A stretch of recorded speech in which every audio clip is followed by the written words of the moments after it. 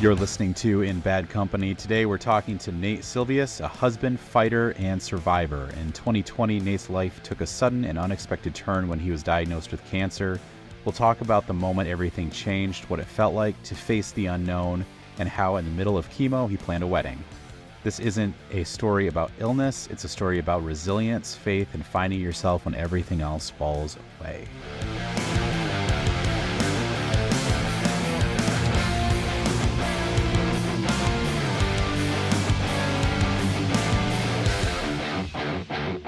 Nate Silveus, or should I say Nate Bayview? Am I right? Formerly known as. Yeah, formerly known as. So we've been friends for a long time. The joke about Nate Bayview is I have a bad habit of putting people that I know as like where I met them. So like I met a guy named Nate and I was at Bayview Church. So I put Nate Bayview, and that just helps my brain to be like, yep, that's guy. But then it was way too long that you were Nate Bayview in my phone. Yeah, I think I saw my name come up on your phone like a year or two into our friendship. I don't have a last name? Nate Bayview? What? And it was even longer, not to write you out, but it was even longer before you learned how to pronounce my last name. It's one of those things where it's been so long that it's like I can't ask anymore. And now I'm in my head about it, and I'm like, is it that? Okay. Yeah, but I mean, we don't know each other super well. We've just been friends forever. You had a weekly game night. I married you and your wife, but we're just kind of ships in the wind, if you will. Acquaintances, yeah. Yeah. All right. So you kind of went through a crazy experience. Why don't you just kind of give us just like a 30-second kind of what happened in 2020? Yeah. So February of 2020, I was diagnosed with chronic myeloid leukemia, CML. That came as a shock. Was awoken at midnight from a call from an ER doctor after they got some blood results and said, come down right now. So that kind of started my journey. I was in the hospital my first day until mid-March of 2020, which is, famously very calm and relaxed point in history. And so from that point between March and July, I was just kind of hanging out at home waiting for COVID to pass and prepare for a stem cell transplant, which is completely wipes out my immune system and introduces what ended up being my sister's stem cells. And best case scenario, they engraft and work their way to the bone marrow and become my stem cells and create my blood. So that was from July 2020. It was supposed to be in 6 to 8 weeks and ended up being about 6 months of some pretty difficult health challenges. And yeah, that was the bulk of my journey is after the stem cell transplant and recovery from that point. So that was 7 months, got me out for the first time about February or March of 2021. And there were a lot of repeat visits, but yeah, that's kind of the elevator pitch of what happened. Yeah. So for the timeline, what was the first stay? So you drive down at midnight or taken down, right? You went to the hospital and they took you down in the ambulance to another city. Yeah. Yep. And then how long was that first stay? That first day was about 6 weeks. Okay. So yeah, I always tell people, I thought chemo was a breeze because receiving the chemo and killing the cancerous cells in me, I felt so much better than I had in the previous 2 months. So I thought, oh wow, chemo, what's all the hype about? And then my second stay, I really learned with chemo and radiation, the toll it can take on a healthy person. So yeah, that's great. Yeah. I think we joked that it was like a really good hot shower, that first round of chemo. You're like, I feel great, just like fresh. And I went down I visited you in the hospital and I saw the first round of chemo start. And I remember both of us kind of being like, oh, that's it kind of thing. Cause it seemed so simple, I guess, for the heavy thing that it was. Did you kind of have any kind of thoughts about that or? No, that sums it up perfectly. that was a lot of my experience.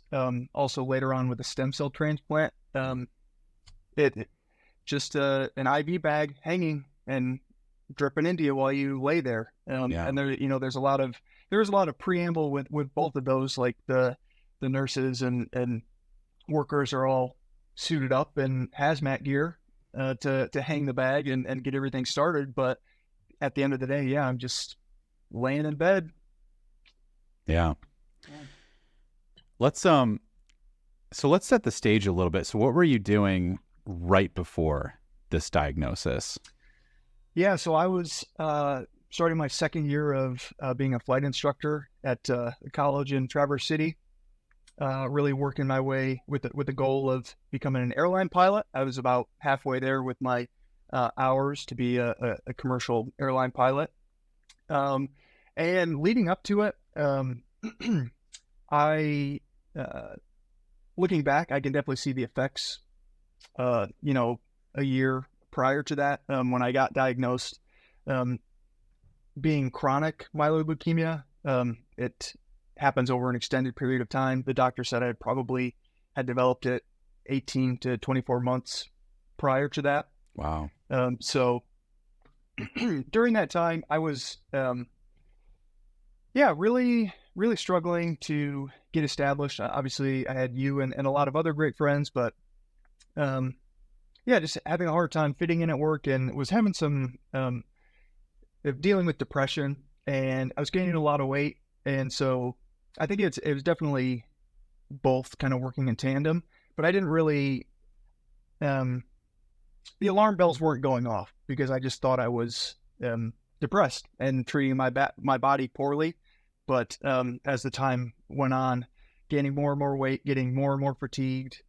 Eventually, those last couple months, I'm, going to work, taking classes, and coming home and sleeping pretty much. So that the last few months, let's say October to the February 2020, was the decline started steepening pretty dramatically. I think you and I had several events that occurred right before that. We went to North Carolina for a concert, a New Year's concert. Yeah. And it's, at 22 years old, cancer is not on my radar at all. So it's like, oh man, it's the winter. I got a pretty bad bug. I hope I can make this concert. I have a fever, just sleep it off, feel like crap and do it anyways. And there were a lot of ups and downs where I'd have a week or so of feeling pretty sick, and then coming back, and I'd go back to what was then my new normal. But yeah, a lot of fatigue, a lot of depression, and yeah, my body was slowly decaying without me having any idea, really. Yeah, I remember because, we were both living in northern Michigan at the time, and that's a pretty normal thing to be like, man, I've been sick a lot this winter. It's just, and we can laugh a little bit about it now, but I still remember we were playing at a retreat and you were like really sick. It's like, I think I might pull through, and then it was like, I think I'm just going to go home. I need to sleep this off. And then we were playing at church together the next day.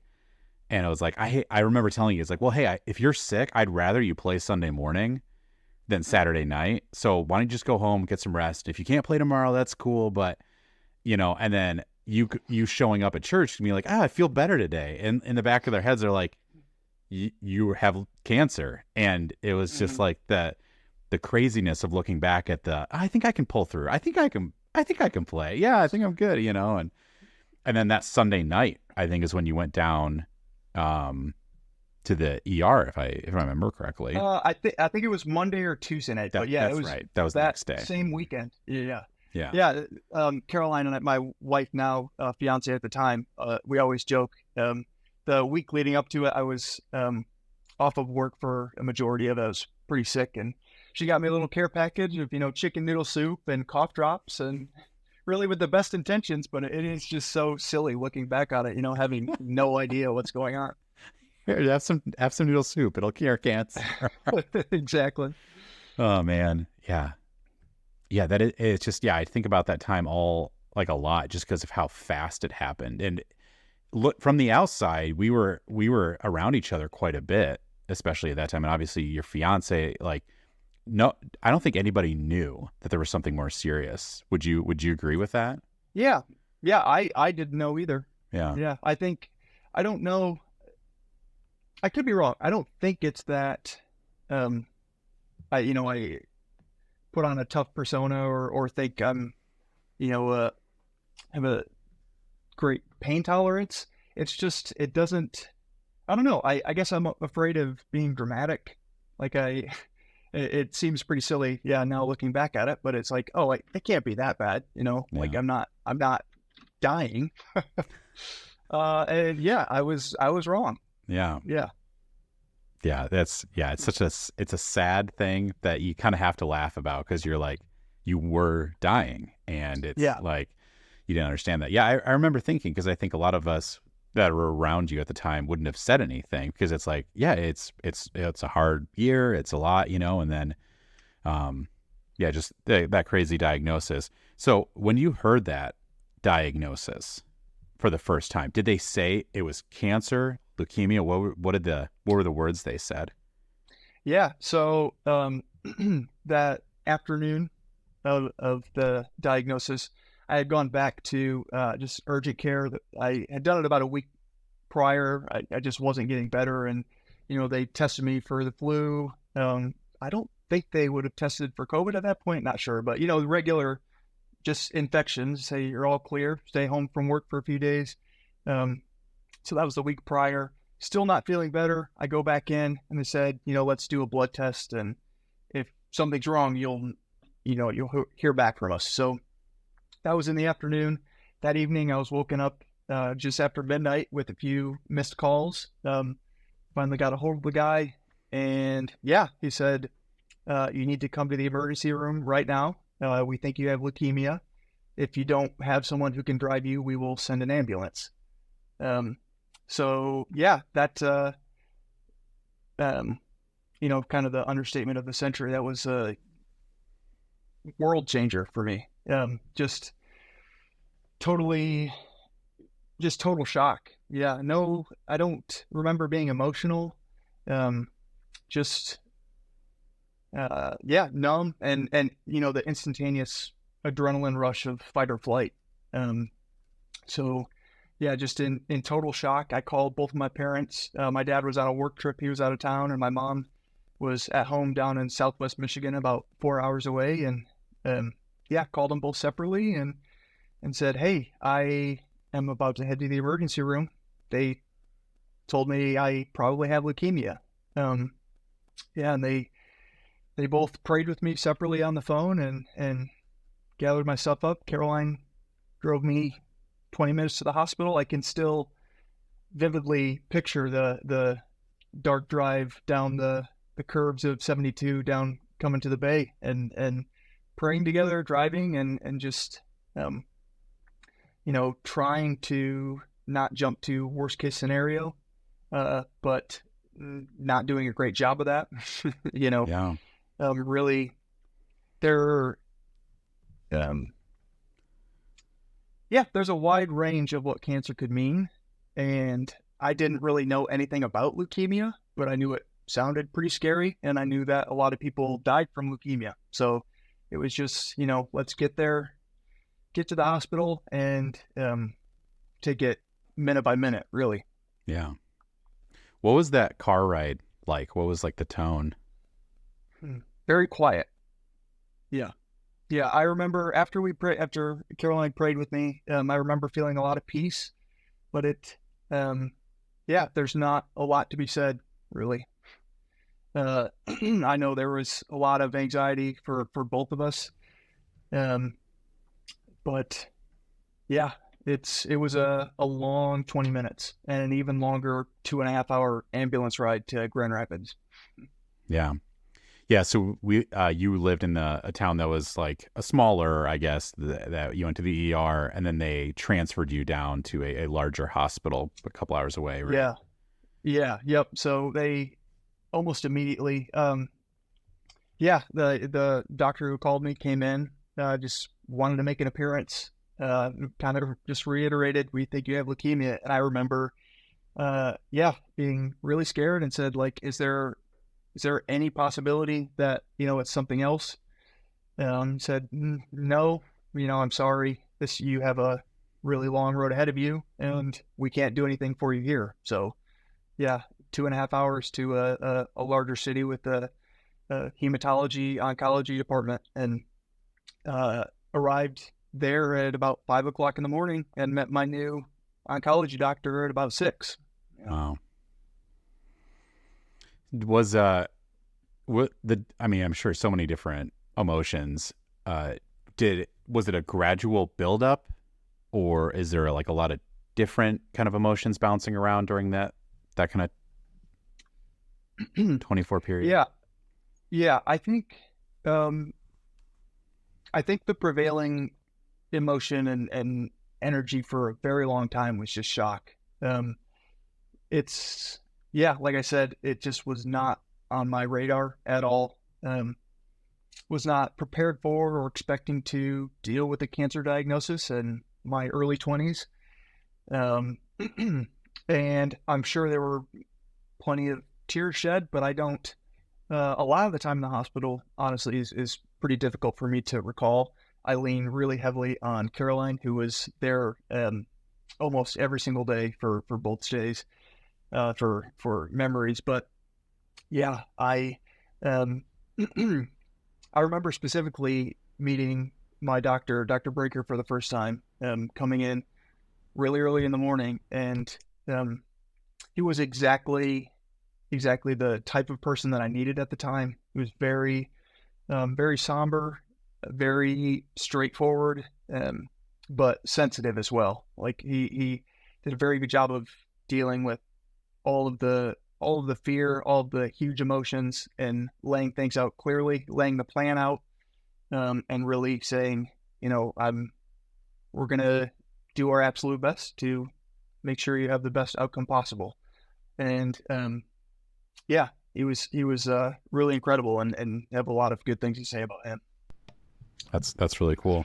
Do you feel like if he had come in, or it had been someone else with a different energy, that would have been taken very differently from you? Absolutely, yeah. Over my combined 8 months in the hospital, I had a lot of different doctors, and a good majority of them would not have handled it in the same way.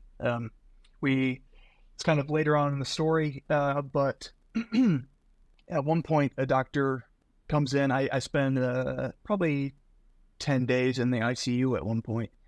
And after that stay, a new doctor came in and said, uh, told Caroline, my wife, that, things were looking good there for a while. We were considering hospice. And that was pretty shocking. That was not, not ever expressed to us in the moment. So yeah, all that to say, there's a very wide range of bedside manner for doctors, and there um, I met many doctors who I'm sure are very good at their job, but talking to a scared young adult is probably not their forte. Yeah. So he was basically like, we thought this wasn't going to work. We thought this was like the end. Is that what Yeah, he was yeah. implying? hmm And same thing with after I told some nurses and other doctors that my initial I got my diagnosis on a phone call at 12 in the morning. They were pretty appalled by that. Oh, really? That yeah, yeah. Um, yeah, and I mean, I understand both sides. I appreciate the need for urgency. I don't know if I would have taken it that seriously, but also, out of a dead sleep at midnight isn't necessarily the time you want to hear that you have cancer as well. So, Yeah. yeah. Were those people that were appalled, were they saying they wish you would have been like called in for an appointment in the morning or something, or like, can you come No, in, or? more so just that it would have been in person. Okay. Yeah. Yeah, I think the general consensus is definitely that I needed to be admitted right away. But yeah, a voicemail or a phone call probably isn't the best way to go about that. Yeah. Yeah. Do you wish that's how it would have been handled? That you would have gotten some type of like in person, I guess, first? Um, I don't know. That's a tough question to answer. I think there are both sides of that. I think it would have been really valuable to have the human side of that to see, look a person in the eye and get that news. But at the same time, it allowed me to have, 20, 30, 40 minutes to process it and be able to reach out to my loved ones in a private space and have conversations where um, I don't need to take anything else into consideration. I can just focus on preparing my mind and my body for who knows what. But yeah, really do my best to center myself and get ready for the whirlwind. Yeah. Hmm. Well, why don't you take us through the rest of the timeline with your main hospital stays? So this first one was 6 weeks, you said? Yeah, roughly. Mhm. And that was the first round of chemo? Yes. Yep. So, yeah, I'm discharged mid-March, and shortly afterwards, the world pretty much shuts down, March 2020, and from there, the consensus was for with everyone on my treatment team that I was in a good position. The chemo had the cancer under control. At that time, I also started an oral. It's chemo adjacent, not necessarily that harsh, but um, it kills like essentially the starting phase of the leukemia. So I was on a maintenance medication, a high dose, but just maintenance. And they said, the hope was that this COVID thing would pass, and with a stem cell transplant, I would need 6 days of chemo and radiation prior to completely destroy my bone marrow and my immune system so that it wouldn't fight the donor stem cells. So, yeah, with me not having literally no immune system, it was not a great time to undergo that procedure. So the whole thought was, let's push it off as long as we can, and hopefully COVID will pass and it'll be a little bit safer for you. And yeah, that was a few months. I believe my treatment started July, very early July, 2nd or 3rd. Um, the weeks leading up to that were pretty challenging. I had had to take a 2-hour long video course describing the procedure and really having it sink in the possible consequences of everything. Really, the two options, for my understanding, anyways, for a stem cell transplant are you receive the stem cells and they engraft, so they make their way to the bone marrow and become your stem cells and take over your body, or your body rejects it. And best case scenario with that, you're left with zero immune system, and you have another donor who they can try again, and hopefully it's a closer match where your body will accept it as your own, or you do not survive.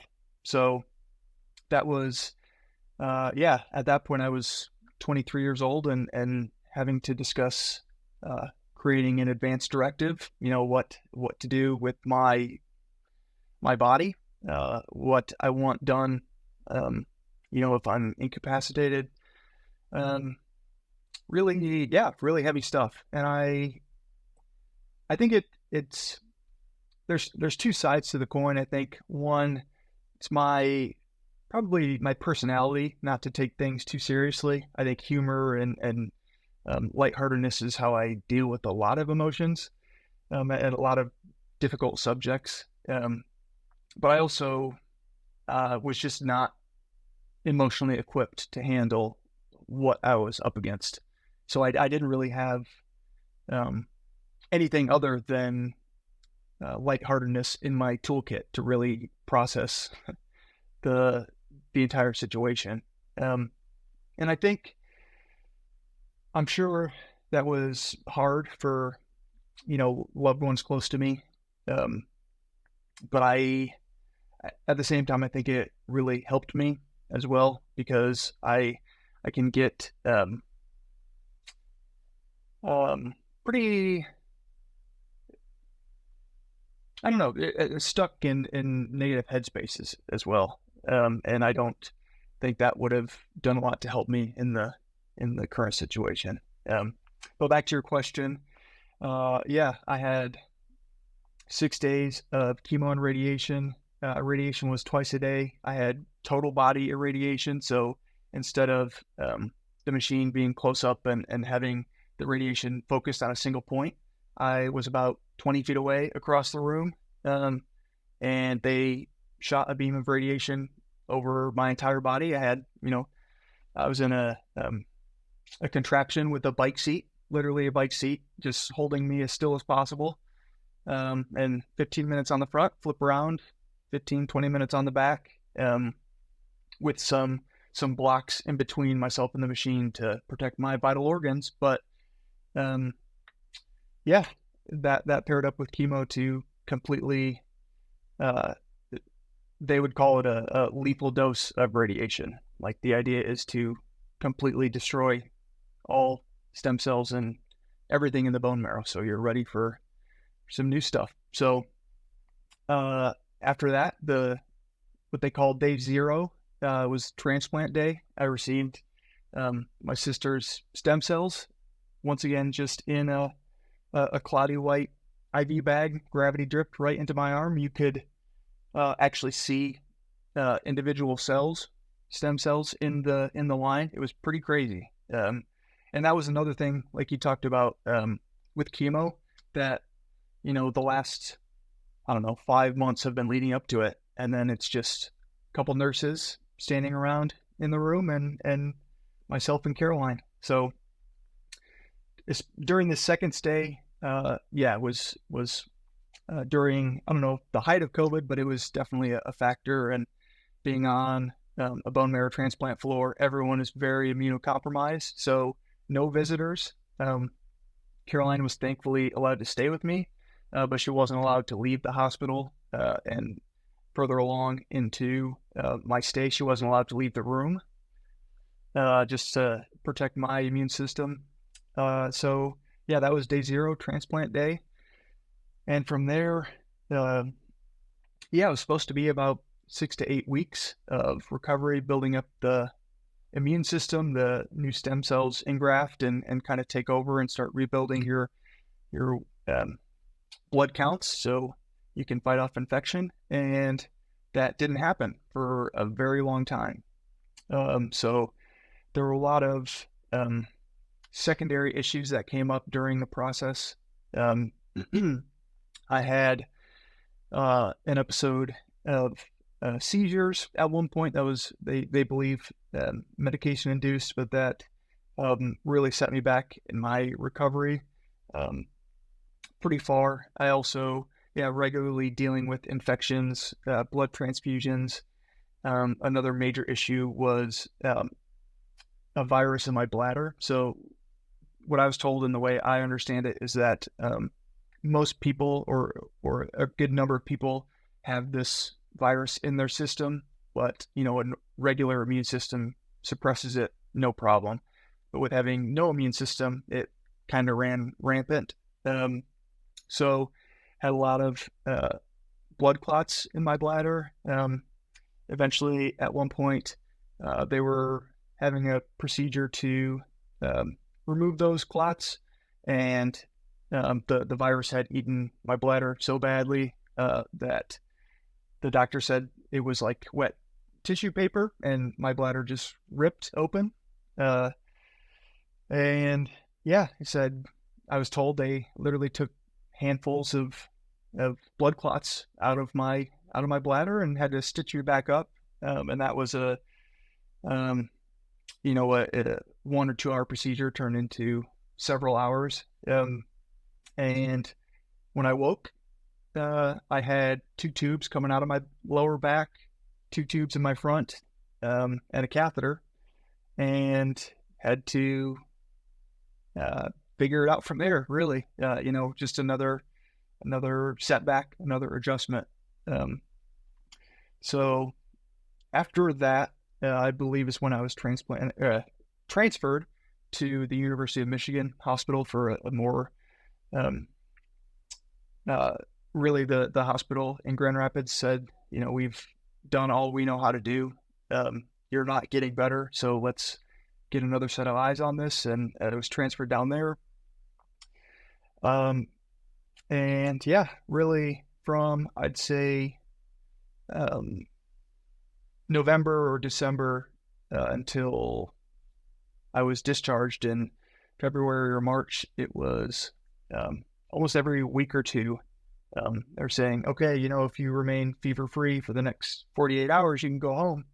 And I'd get 24, 36 hours, and next thing you know, I have a fever again, and totally starts that clock over again. So whether it was an actual infection or just my body's response to having a very weakened immune system, it's preemptively trying to burn off any infection that it could possibly have. They didn't want to send me home with, a small virus that could end up killing me without antibiotics. So, that was a very, very challenging time. Those repeated letdowns and disappointments. Something that is more, it's kind of funny, ironic. We always laugh about at the beginning of the process. We actually decided to get a dog because the forever young optimists, we thought, it'll be 6-8 weeks, no problem. That didn't happen. And next thing you know, my parents, mostly my mom, are thankfully raising a dog for us that they didn't plan on. We had no idea of all the wrenches that would be thrown into the works. But yeah, things really did not go according to plan. That was the general consensus of those 6 months there. So yeah, I believe I spent about 2 weeks in inpatient rehab. All said and done, throughout the process, I went from well over 300 pounds to about 160 pounds. I went weeks without eating. I eventually had a feeding tube placed. Was bedridden for a good majority of the latter part of my second stay. And yeah, quite literally had to learn how to walk again. My exercise would be to walk to the end of the hall with a walker. And then they'd follow me with a wheelchair and they had to wheel me back to the room. So, a couple of weeks of inpatient therapy and then eventually discharged. That was, after the initial discharge was kind of a new chapter, but an equally challenging and I would say soul-crushing chapter as well, where once again, just like in the hospital, I'd have I started out 3 or 4 days at home, then I'd spike a fever and have to drive 2.5 hours to Ann Arbor to be readmitted and stay there for hopefully 3 or 4 days, maybe a week or two. And just really that process over and over and over again, for months.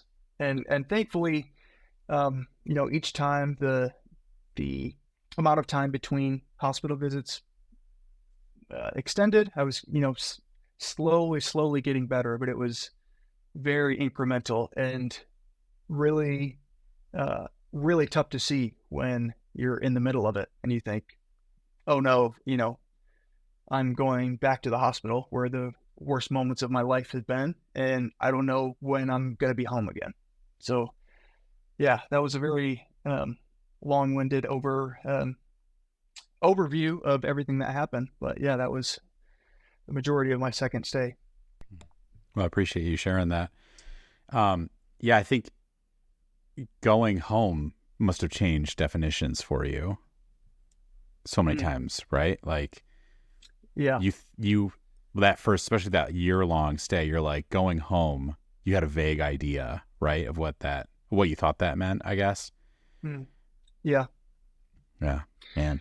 Yeah. Yeah, there was always something I was looking forward to and wanting. But just like you said, really, when it came down to it, didn't really have an idea of what that really meant. Um, and I give all the credit in the world to Caroline really taking on the responsibility of taking care of me in a lot of ways. I went from having around the clock professional medical health care to, she got to stay one night and see how they put in my tube feed and how, they administered medication. And then the next day we were home and, yeah, looking back on it, we were both just kids really. And all the responsibility that meant for her and the pressure that it meant for her. And then, the fear and anxiety that came along with that for me as well, being far away from what at the time felt like a prison, but at the same time was a safe place. Mm. Yeah, a very consistent place where there was somebody to ask right there. Mm-hmm. I know too, for us on the outside of this, it was COVID was going on. So intense lockdown in Michigan, especially, but there was your second stay, did you have any visitors beside Caroline? I do not believe so. No. Because it was a thing too, where even non-politically, you wouldn't want one. Yeah. Eva's just if someone walks in with a cold or the flu, and even that whole floor, this sounds funny, and we've had a joke about this before, because I was trying to say COVID's been hard on all of us. Nate, you've also gone through something, and just but in a weird way, what were COVID's effects? Did COVID affect you at all? Because obviously you had to be committed, but what were those effects that I guess this happened during that time? Yeah, for me, I would say that it didn't really. I was pretty ignorant about what was going on in the world. Yeah, my world was very, very small. It was, a hospital room. Really, that was it. So I had some information, but yeah, really the biggest way it affected me was just the way I interacted with the hospital staff. It probably more for Caroline than myself was alarming to, at that point, during a lot of it. Every time they came in and out of the room, they would have face mask, new gloves, new gown, and we're taking every precaution in the world. But yeah, I think it shrunk our world even more dramatically. Like I said, it started out where she was my only visitor for the second stay, but she could move about the hospital. Then it moved down to she couldn't leave the room. And for I think at several different points there was a lot of discussion of whether she would have to go home and I would be stuck there alone. And thankfully we built a lot of really good relationships with nurses and other staff who were really great advocates for us and saw the importance for both of us, but obviously especially me, having that in-person support when all of my other loved ones are on a phone call or a phone screen. Yeah. And they did an awesome job of advocating for us and allowing her to stay, and that made a huge difference for me. Yeah, definitely. I can't imagine how lonely that would be, even with awesome staff. And it's crazy to think about your perspective with COVID, especially because people probably could have told you anything that was going on the outside, and you'd be like, wow, that's crazy outside. You know, like, oh, World War III is going on out there or whatever. There's a zombie apocalypse. And it's like, you're still in this room going through your thing, you know? Yeah, that's so crazy. Like seeing it from the outside it was so weird because we got texts and, you know, phone calls and like videos, but it did feel like it was in a different time because like COVID was going on where everyone's trying to do something, but then like we didn't see you at all. So it felt like different worlds, you know, and so far away, but yeah, oh, go ahead. No, go ahead. You're good. No, you go. No, I guess I was going to say, you know, I was going to shift a little bit, I guess. So if you have something more to add on. No, I think I'm good. Yeah. Okay. So you got married in COVID between your 6-week stay and your year stay. Is that correct? That's correct. Yeah. Yep. Yeah. So, I mean, yeah, what was that? What was that like? That was interesting. It was great. It was absolutely great. It was a whirlwind. Yeah. So we got engaged in November of 2019. And at this point, I don't remember what our original wedding timeline looked like, but we were planning on eloping to a national park and just having a small personal ceremony. And then, in February, I was diagnosed and really, changed a lot of stuff. So, trying to plan a wedding during COVID, still a small elopement with close friends, was challenging, but also I think it was a good, I would say a good distraction. I don't know if that's maybe the best word for it, but at the same time, during this whole process, I think I wanted so badly to be normal, to return to some sense of normalcy.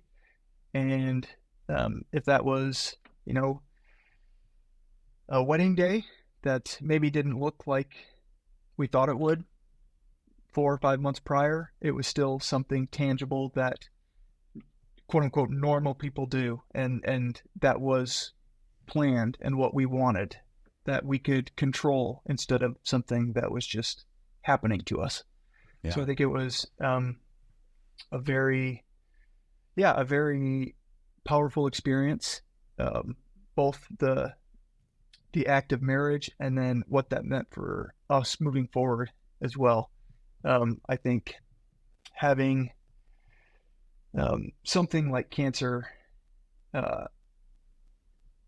is such a galvanizing experience or can be a galvanizing experience for a relationship, and it certainly was for us, and provided a common enemy, for lack of a better term, and something that brought us closer together and a more united front, and was crazy to say, but in a lot of ways really beneficial in the long run for our relationship and myself as a person, I'd say. I mean, it's hard, but I feel like going through something so tragic together must have kind of bound you in a way that's like, I mean, what can get worse? Yeah, you know? Yeah. We still talk about, we have very different experiences of the hospital. Her being still somewhat of an outside observer to my experience, but at the same time, no one will be able to understand what we went through, other than each other. You know, it was a very uniting experience all around. Yeah, it's I think it's such a kind of beautiful in a sad, you know, hard way that you guys were able to, you have someone who was right there next to you, and just like, I mean, obviously your wife was and still is amazing for just, I can't imagine just the idea of like, not even trying to think about my wife, but just having to sit next to your loved one as, I mean, you even were asleep a lot, just like the isolation she must have felt. And I guess on a serious tone, was there any thought of not getting married, or were there conversations about that, or is it just? I don't think so. Yeah. Yeah. Yeah. We have. If there were, you weren't a part of them. Yeah, exactly. Yeah. I never heard of anything. Yeah. Yeah. Yeah. I think that was, yeah, we'd known each other for a very long time. And at that point, we had dated for 4 years, and really, both felt really, really strongly about our connection and what we wanted. And yeah, I don't think there was really much of a discussion after that. Yeah. Because you guys met in middle school? First grade. Yeah, First grade? Wow. All the way through elementary school, we were in the same class, best friends through middle school and high school, and then just started dating after high school. So yeah, we've grown up together. We know each other pretty well. Yeah. So you're just like, yep, that's my person. Let's do that. Yeah. Yeah. It took me long enough to figure that out, but once I did, yeah. Yeah, I believe she knew earlier than you, right? Is that how it went? She's like, all right. I believe so. Yeah. Figure it out. Yes. Figure it out, Nate. Yeah. So I guess what helped you cope during this time? What were you clinging to? You know?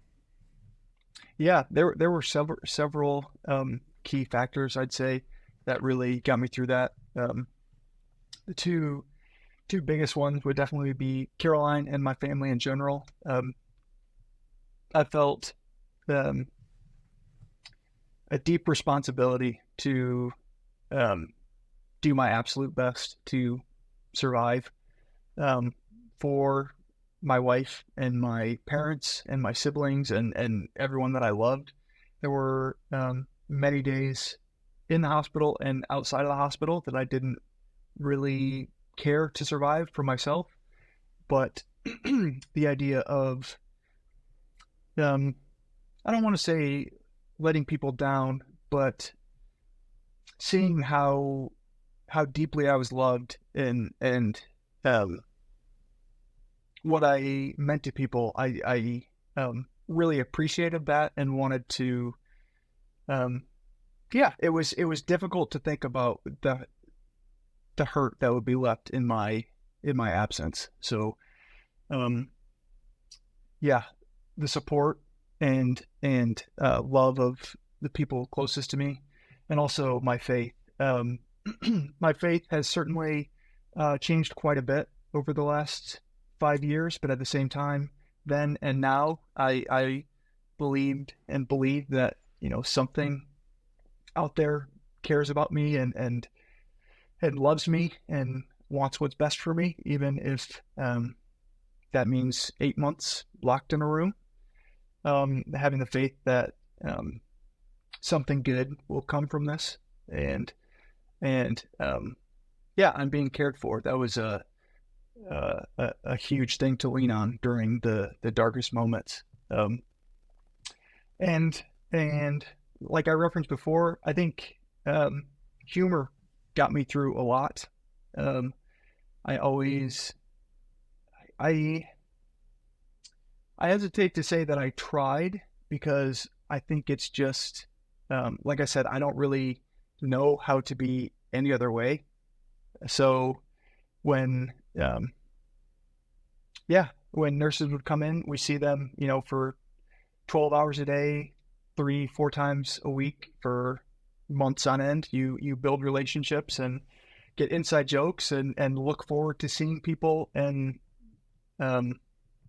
yeah, they had a huge impact on our stay, including just sitting down, watching The Office with us for, I think we watched The Office all the way through like 8 or 9 times. And just having that, once again, the sense of normalcy where, this world feels safe and we know what's coming next. We've seen this before. We can laugh, we can have fun. and just, at 20, 23-minute segments get a little reprieve from existing in this world, was, huge. Really helpful. Yeah, I remember that was such a big thing, and it you can see it in any of them, like the media posts, any photos. You can always see The Office in the background somewhere. Yep. So Yep. yeah, Michael Scott got me through a lot of dark days. I believe you got some shout outs too. Caroline got some cameos for you, right? Yeah. She's awesome. Yeah, got me some videos from some of my favorite musicians. Seth Avett from the Avett Brothers sent me a video that she showed me on my transplant day. Before I got diagnosed, we had gotten tickets to see Nate Bargatze, a comedian, in person, and he was kind enough to take some time and made a video and just wishing me the best. And it was, it's really cliche. I can't even explain why it means so much that someone famous or, important would take the time to say something, but it does.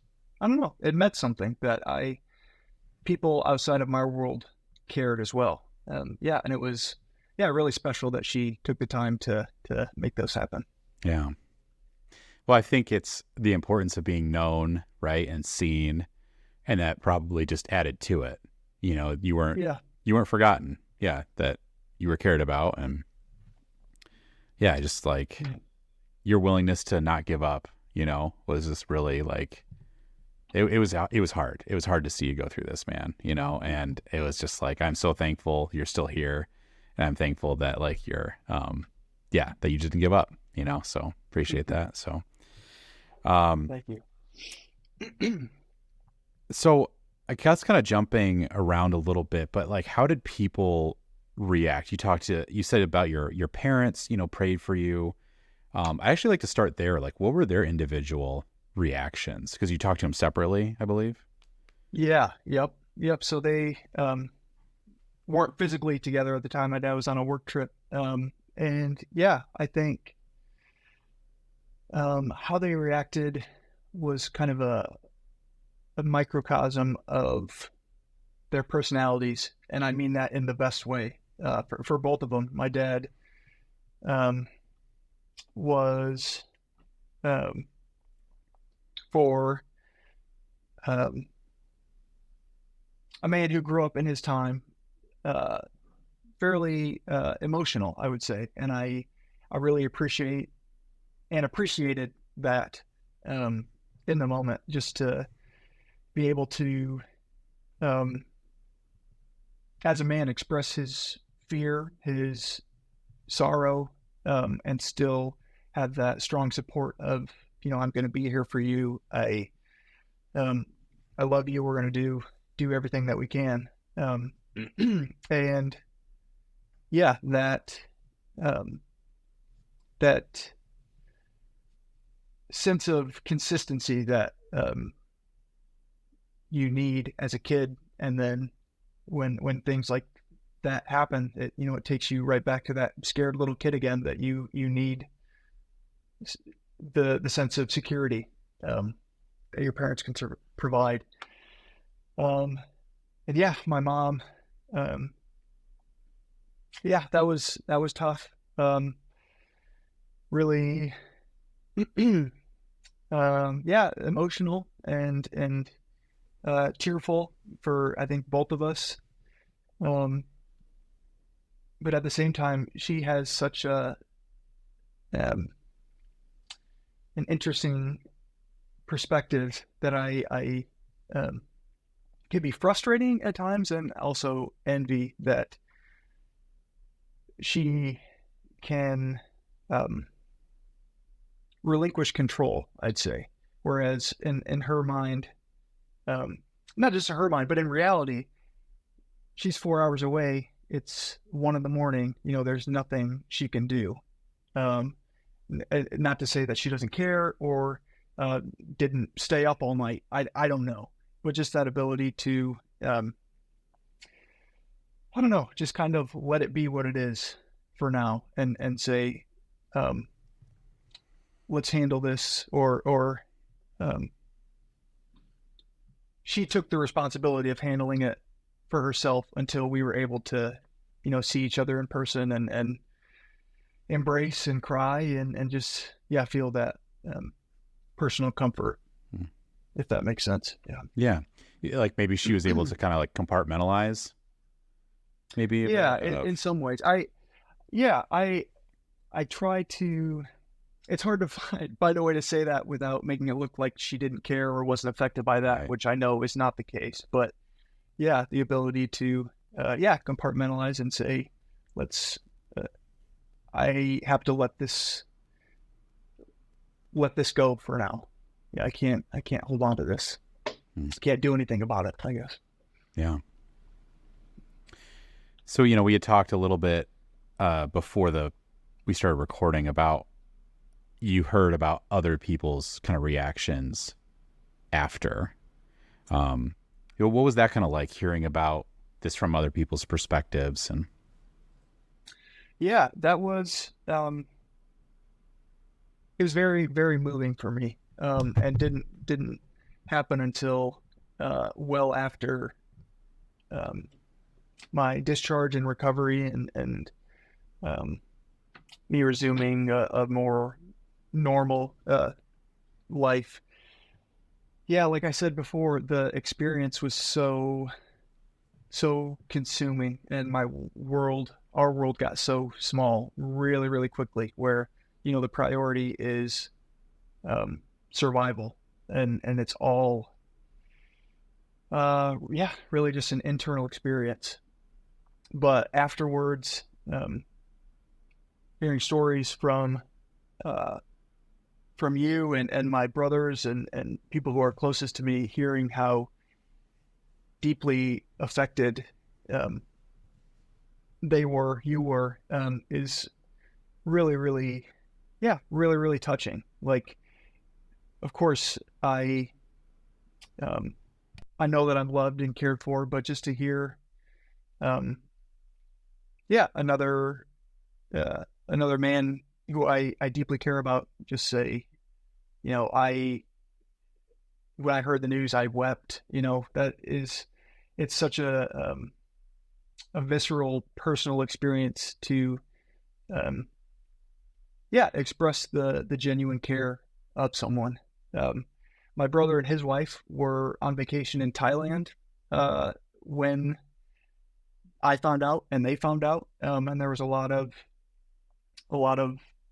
anxiety, even at that time with COVID, when they could come back, and if they should come visit, and everything. And I think, once again, during the experience, of course, I would have loved to see them. That would be great, but that wasn't really my concern at the time.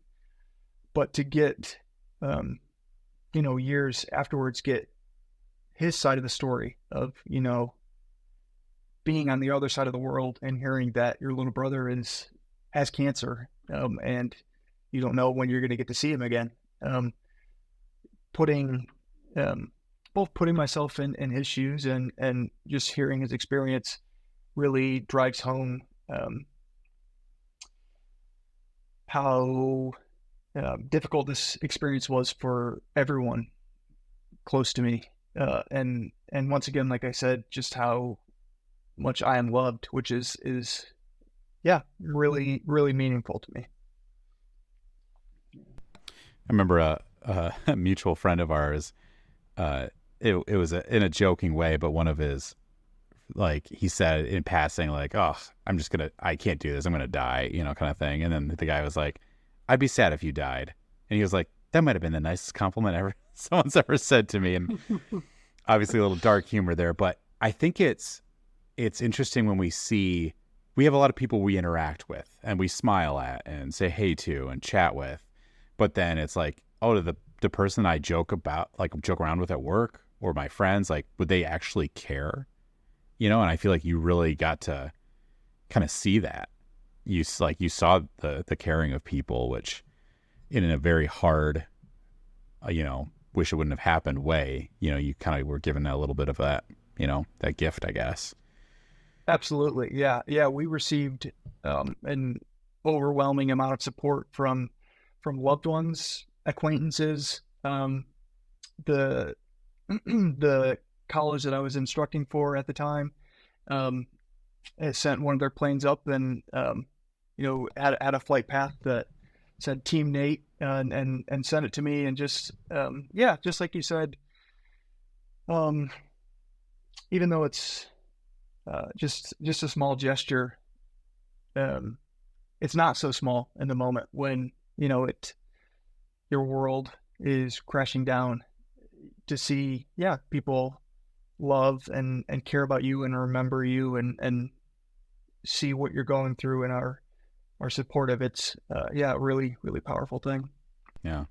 Yeah. I think I still have my, I should have worn it. I still have my Team Nate, bracelet, and it's, you, I guess you felt that even though it was such a, did you ever feel like there was something like, I don't know. I think people are afraid is that going to come off as hollow? Is that like, live strong, is it, did you feel any of that, or was it just the opposite, I guess? Yeah, not really. It, once again, even after a cancer diagnosis, I'm not really one to seek attention. So it was challenging, I guess, opening myself up to that and feeling more vulnerable. It's difficult to, like I said, I really, even through all that, wanted to downplay it and just desperately wanted to be normal, seen as normal. So it was really hard to accept sympathy and support in a lot of ways, but it never felt hollow or insincere or disingenuine. It was definitely more of an internal experience or struggle for me. Wow. I laughed because I was all I could think about when you said normal now is the teacher's lounge. Yeah. We're normal now. How has your perspective changed going through this? Maybe broad strokes about life or relationships? Yeah. That's a very loaded question. Everything has changed. Um, yeah, perspective on relationships is definitely one of the biggest things. Not that, it wasn't a priority before the diagnosis, but when your life changes so drastically and overnight, not to be cliche, but you realize how fragile life is and how fleeting everything is. So, like I said, I had originally planned to go to the airlines and be a pilot. That was not during my diagnosis and initial stay, but at some point there was a heart condition discovered that disqualifies me from holding a medical, and that was kind of another level of grief. And just a mourning of what I wanted my life to be or thought it would be. And so that was, along with other things, that was really hard to give up. But at the same time, it really allowed me to refocus on what is important in life and really prioritize experiences and interactions with the people that I love, my friends, my family. Just really what matters in life, not the job that I have or how much money I make, or even I would go so far as to say what I do to enjoy myself, even though spending time with loved ones is fulfilling and I do enjoy it. That's building those memories and loving, honest relationships is really important. I hope has become the most important part of my life. Um, I when contemplating this question, I wrote down a few examples. Like, some of my favorite memories of Traverse City are just you and I hanging out in the backyard brewing beer, or playing with Lucy, or now that I have nieces of my own, that has really changed my perspective, and added another layer of the value of time and intentionality, and once again, in a desire to build hopefully lasting memories for both of us. Yeah.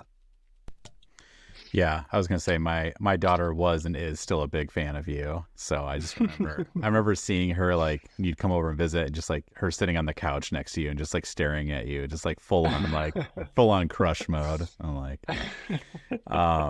and thankfully your wife wasn't too jealous, so that's good. Yeah, it's interesting just to hear about those kind of changes, what you thought was important. I feel like for me personally, that, I mean, you're a pretty introverted guy, and I think you were very, not, I wouldn't say career driven, but just, what you wanted to do.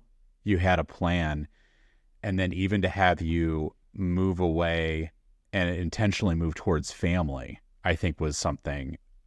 Do you think you would have done that before No, cancer? probably not. Yeah. And that's another great example of the perspective change, not only giving up the dream of being a pilot, but also the lifestyle that entails. Even if there are certain ways where I could get do a physical exam and get some waivers so that I could still fly. At this point in my life, that's not necessarily the lifestyle that I want to live, being gone 3, 4, 5 days at a time away from the people that I love the most. Even though I love flying, I really miss flying, but all that comes with that is not necessarily worth it in my book anymore. And just like you said, 3, 4, 5, 8 years ago, I don't think I would be living in northern Indiana, close to my family, but I'm very happy that I am now. And the Yingling does flow down there, so that's always it. Like milk and honey. Of biblical proportions. What do you wish people understood about cancer? Yeah, it's such a great question. I really wish people understood the depth at which it stays with you, does not go away. Once that word comes into your life, through a loved one or personally, that it's there for good. For the first couple of years after my diagnosis, it was for me, I think it was a defense mechanism, because that first diagnosis was such a shock and so far out of left field. Because of that, I think I didn't want to be surprised like that again.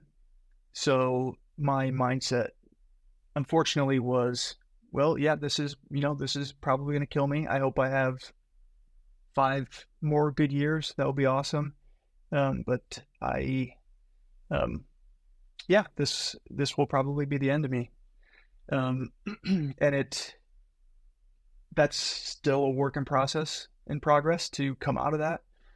And even as I come out of that, and the perspective changes from, kind of the doomsday scenario to, okay, now how do I plan for a life beyond cancer? At the same time, it's always in the back of my mind. Every doctor's visit brings up a little anxiety. Every test result Um, yeah, we had to postpone this podcast recording because I got sick, and both my immune system is kind of permanently damaged through everything, and I have consistent or constant low level infections that when they team up with, something like a chest cold, they can really snowball and not not necessarily be catastrophic, but take a long time to recover from. And every day that I'm not getting better reminds me of, the days, weeks, months leading up to a cancer diagnosis, and that little voice that says, maybe it's back. Um, it gets, for me anyways, it definitely gets quieter and a little bit further removed, and not so much of the knee-jerk reaction to, every cough or ache or bit of fatigue, but at the same time, that fear at the back of the mind is always present for me, at least to some level. Yeah, and it's hard because I think there's a temptation to, put a happy spin on it, and I think a lot of people, they hear cancer and remission, and before seeing what you've gone through, that's kind of what I thought. There's two stages, like either it kills you or you go in remission, and then in my head it was you're back to full normal and you can do what you did before and don't notice. And I think with something like I would describe almost as like a chronic illness, is that like people want it to be better and they want to be like, hey, how are you doing? It's like, oh, he's great, he's doing great, and I think you're living so much better, but there's got to be this hardship of the continued like struggle, I guess, and Absolutely, yeah. I want to address a couple things that you brought up there. Yeah, it is, with all the support that I received, I'm so grateful for. To some degree, whether it's in the hospital or afterwards, just like you said, people want a resolution to the story, or they not to put a negative spin on it, because I have no hard feelings whatsoever, but to some degree people have a shorter attention span as well, like just like you said, it's over, like let's move on to the next thing. And that once again, yeah, no hard feelings. I totally understand it. I don't want to be the center of attention for indefinitely, but at the same time, that's just not realistic. Yeah, it's for me, especially with all of the secondary challenges and diagnoses that I had to deal with, they have lasting ramifications, and it's still, like I said, a lot harder on some days than others to accept what my normal is. There are still days that it feels to some level kind of childish and like a tantrum, but it's like I just want to be like everybody else. I don't want to have walk differently than people. I don't want to have to go to the bathroom every hour and a half.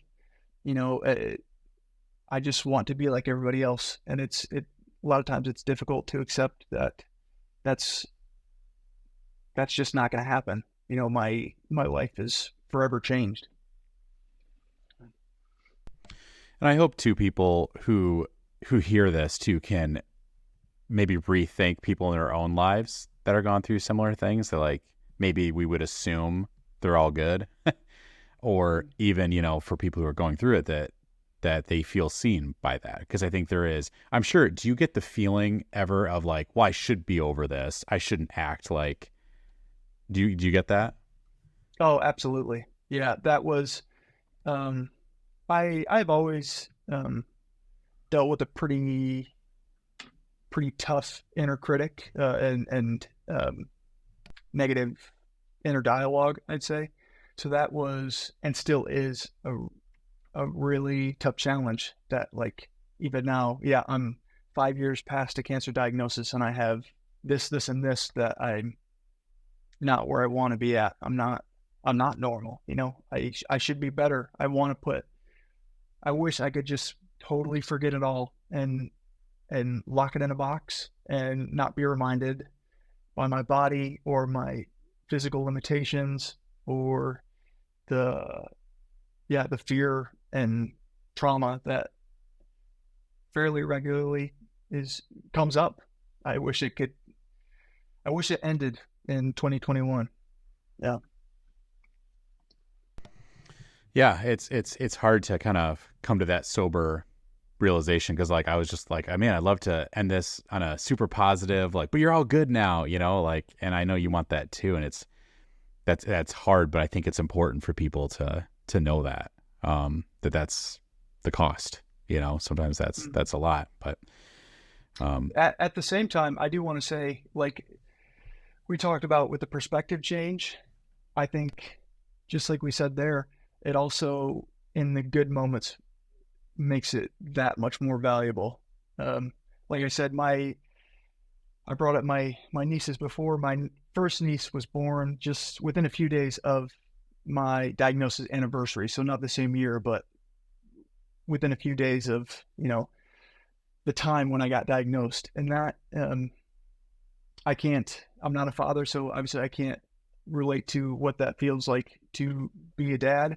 But at the same time, that, both the negative and positive of what a new life and new possibilities mean, makes those moments that I have with her and her family so much more valuable. Like, I can appreciate, wow, if I didn't keep fighting, I never would have met this little person that is so much fun and brings so much joy, and I'm creating these, really awesome memories with. It makes you cherish those moments even more, for sure. Yeah, that's awesome. Like I said, I just feel like, not in a negative way, but I don't think you would have been the guy to just move to family just to be around them. Mm-hmm. And that's so cool to see that, and those sweet moments, the Yingling's got to be just a little bit crisper, Me and Nate, we brewed beer together, and we went to a brewery tour in the Yingling factory. Like, I still remember being like, joking with people. It's like, oh, I really like Yingling. It's like, no, you don't get it. Like, I really like it. I could be wrong, but I heard they're coming to Michigan soon. Have you heard anything about that? That's what I've been hearing. There's a rumor, okay. But for me, it won't be fully realized until like I walk into any store and it's sitting there on the shelf, What's probably going to bother me is the price, because my favorite is like, you go through like Tennessee and it's about $1 a beer. I'm like, that's the sweet spot for me. But, Yep. So I guess like, where are you now? You moved towards family. Yeah. Where are you? Career, marriage, dog. Yeah. Yep. Those are the highlights. Yeah. So in April, we were able to, after about 4 months of renovating a new home, we were able to move into our first home, and growing into home ownership together and all that entails. Living in northern Indiana, about 30 minutes away from my family and about an hour away from her parents. It's a really big difference from 3.5 and 4 hours away from family. Just being able to, on a whim, go visit and build those memories with everyone. We're really enjoying that. Just last month, I started a new job right here in town. I was working remotely for quite a while, with the same company that I was when I lived up northern Michigan, and finally made the transition to in-person work down here, and that has been really refreshing and a great change of pace. I'm really excited for the work that I'm getting to do now, and enjoying life with a big backyard and a 5-year-old golden retriever who's not slowing down a bit, and a couple a couple pets, and yeah, Caroline and I just celebrated our 5-year anniversary in April. So yeah, really, really taking time, like I said, to enjoy the experiences. We have been going to a lot of concerts recently, just spending time with old friends, making new friends, and yeah, just spending time with the people that we love the most. And it's been a uh, really exciting chapter to after a long period of feeling like not a lot was really going our way to really getting back to thriving. It's we're very, very blessed and really enjoying everyone who's a part of our lives still. Yeah. That's awesome, man. That's great to hear. Is there anything that we missed or that maybe you want to express or talk about in this this journey, this experience?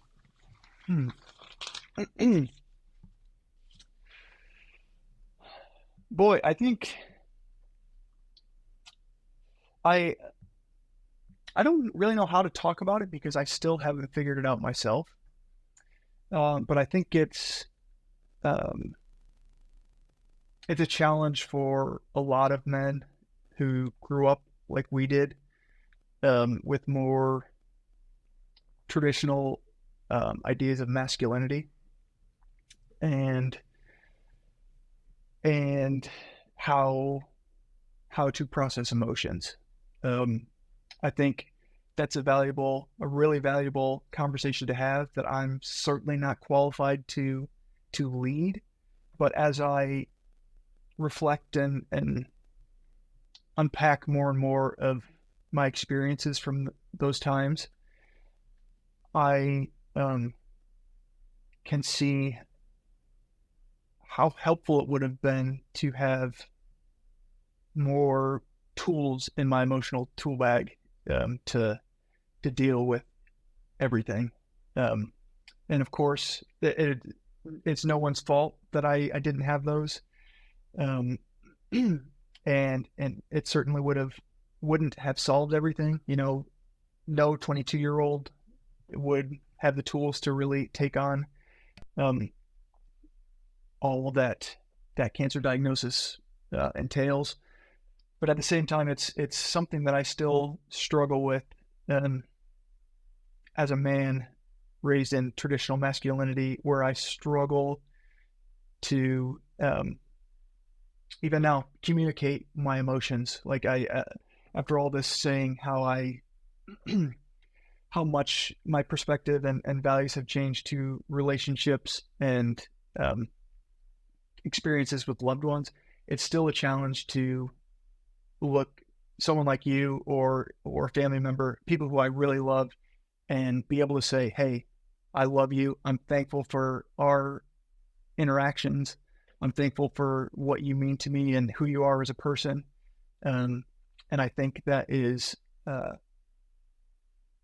valuable tool that myself and all men would really benefit on exercising that muscle and being comfortable with telling your male friends that you love them and that you care about them. Because when my male friends who are more in touch with their emotions than I am do that for me, it is really meaningful.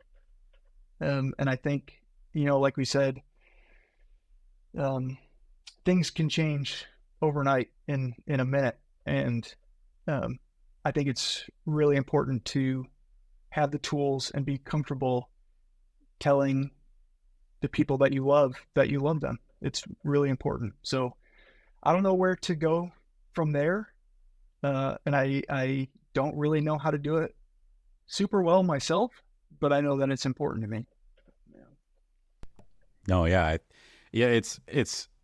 think that's definitely a journey that I've been on as well. I had a friend recently, I mean, we're talking within this last year, like we were on a phone call and he ended it with like, all right, I love you. And like, it was like, I couldn't say it. I was like, bye. Like, I could not access those emotions. And even saying it, I called him back. I was like, okay, let's talk about what just happened. I could not say that back. And I'm like, right now, I want to say it to you, but I can't. I have to say, like, no homo, or I have to, has to be a little joke at the end. Like, I can't just say, Yeah. So, Nate, Yep. Yeah. I love you. I love you too. Don't yeah. joke. Don't say it. Yeah, I completely relate. I have a well-adjusted male friend who's very in touch with his emotions, and even as much as I just went on that whole rambling speech about how I want to be, when he says it, I am uncomfortable. Yeah. And it's like, yeah, it's a journey for sure. Yeah. Yeah. That's kind of beautiful too. That it's an uncomfortable thing, because that means it's something that's important and it's affecting, and that's really cool. Yeah. All right. Well, I'm going to wrap it up here with a out of left field question for you. You talked about a higher power, Nate, and I would love to know, do you believe in aliens? Yes. Yeah, Really? I do. Yeah. ET, extraterrestrial? No, maybe not necessarily. I'm not ruling it out.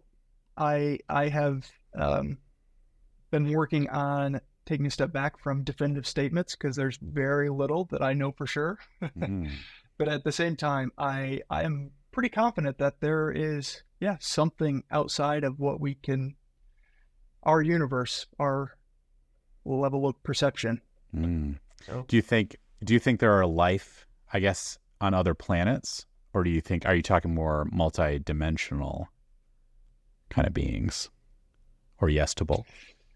yes to both, I'd say. Yeah, it could be one and the same. Yeah.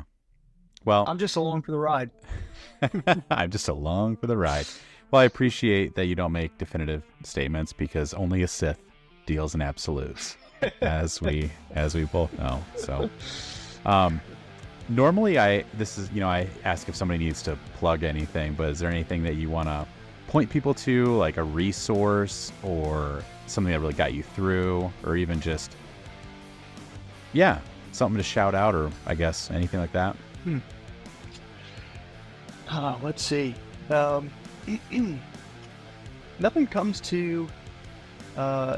specific comes to mind. I would just reiterate kind of the sentiment that I hope I communicated a lot, which is building relationships with people you care about and letting them know that you care about them, and building those connections that will sustain you through the hardest times in your life. Because when physical things and plans go out the window, the people you love are who will be there for you. And you want them to know how much they mean. So emotional vulnerability, that's my plug. Beautiful. Shout out emotional vulnerability. All right, man. Well, thank you so much for being on. I appreciate you taking the time to do this with us. Thanks for having me. It's a pleasure.